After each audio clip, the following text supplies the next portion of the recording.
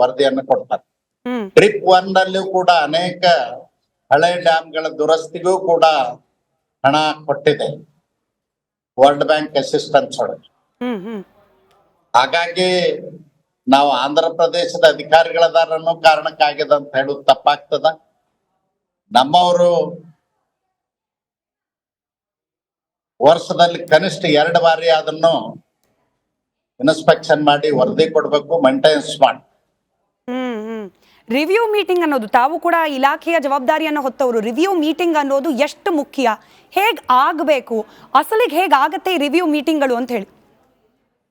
ನೋಡಿ, ಈ ಸರ್ಕಾರದಲ್ಲಿ ನೀರಾವರಿ ಇಲಾಖೆ ಬಗ್ಗೆ ಜವಾಬ್ದಾರಿನೇ ಇಲ್ಲ. ಪೂರ್ಣ ಪ್ರಮಾಣದ